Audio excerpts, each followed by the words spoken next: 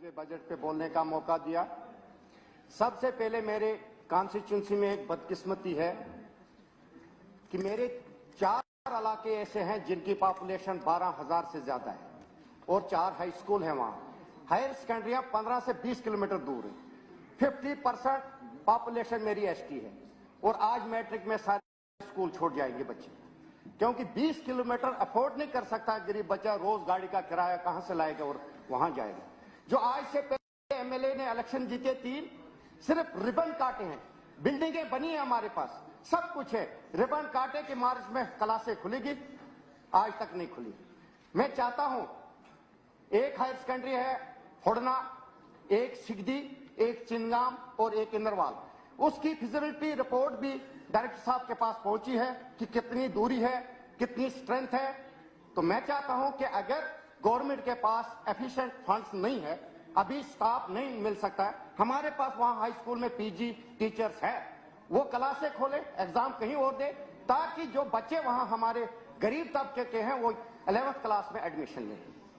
इसके अलावा सर मेरी 5 एनटीपीएससी हैं कॉन्स्टिट्यूंसी में, कुछाल, इंदरवाल, सिगदी और चिनगाम। 5 के 5 डॉक्टर के बगैर खाली हैं। 2-2 पोस्टें डॉक्टरों की, एनओ या सुपरवाइजर एनटीपीएससी चला रहे हैं। और बोंजवा पीएचसी में जो परसों हादसा हुआ, एक प्रेग्नेंट लेडी रास्ते में बच्चे को जन्म दिया उसने, वो 2 दिन के बाद वो बच्चा भी मर गया। मैं चाहता हूं कि अगर गायनिक डॉक्टर नहीं है तो कम से कम एक लेडी डॉक्टर पीएचसी में तैनात किए जाए वहां, ताकि जो प्रेग्नेंट हमारी माएं बहनें होती हैं उनको वो चेकअप टाइम पे करे और आने वाले लोगों की जिंदगी जो है, बच्चों की जिंदगी सेव हो जाए। ये रहा कॉन्स्टिट्यूंसी। आगे मैं और बोलूंगा। पहले मैं मुबारक करता हूं सारे एमएलए को। आपके पास गाइडलाइन आई होगी सीडीएफ की, आपने पढ़ा उसको क्या लिखा है? मैं कहता हूं सीडीएफ अगर गाइडलाइन चेंज हुई है उसका नाम भी चेंज करो, उसको रखो जीआरएफ, गवर्नमेंट रिटर्न फंड्स। कागजों में दो, काम करके वापस लो।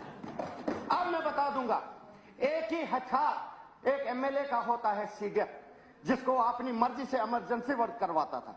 छोटे छोटे जो बेरोजगार होते थे, ग्राम सभाएं होती थी, एमएलए ग्राम सभा में वो सीडीएफ इस्तेमाल करता था कि ये इमरजेंसी वर्क के लिए, ये अस्पताल के लिए, ये ट्रांसफार्मर के लिए, ये बेटी बाथरूम के लिए।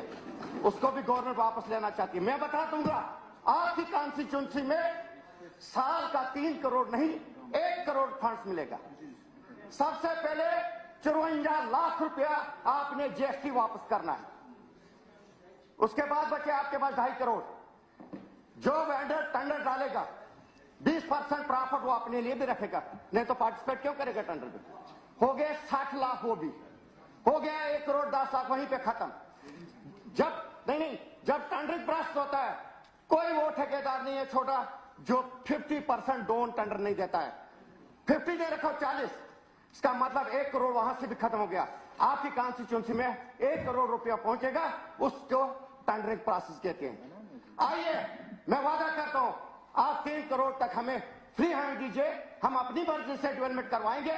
और जो आपका टेंडरिंग प्रोसेस है उस काम को भी देखिए, और जो हम करवाएंगे अपने सामने ग्राम सभा करके उसको भी दीजिए। किसमें क्वालिटी अच्छी होगी, अगले साल फैसला लो कि सीडीएफ का क्या करना है। गैरलाल जी, ग्रांट उस पर बोले ना जो आज की ग्रांट। सर यही तो, हमें क्या करना है ग्रांट पर सर, ये मसला ही करता है।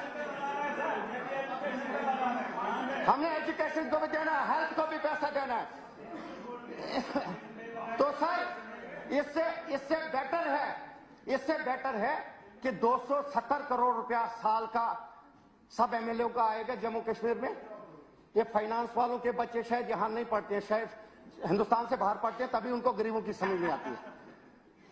कहिए 270 करोड़ हमें नहीं दीजिए, एक पॉलिसी बनाइए, जिन गरीब बच्चों के हम बेरोजगार पढ़े लिखे बच्चों की मदद करना चाहते हैं, बनाइए पॉलिसी, उसमें उनको अप्लाइमेंट दीजिए। हमें नहीं चाहिए सीडीएफ, हम ऐसे रहेंगे। अगर आप बेरोजगारी को खत्म करना चाहते हो तो कम से कम हमें भी कुछ हथियार दो जिससे हम इस्तेमाल करें। रहा नरेगा की बात, नरेगा भी आप बंद करने के तगार पे हो। नरेगा में आज जो मजदूरी है, मजदूर 700 रुपये दिहाड़ी लेता है।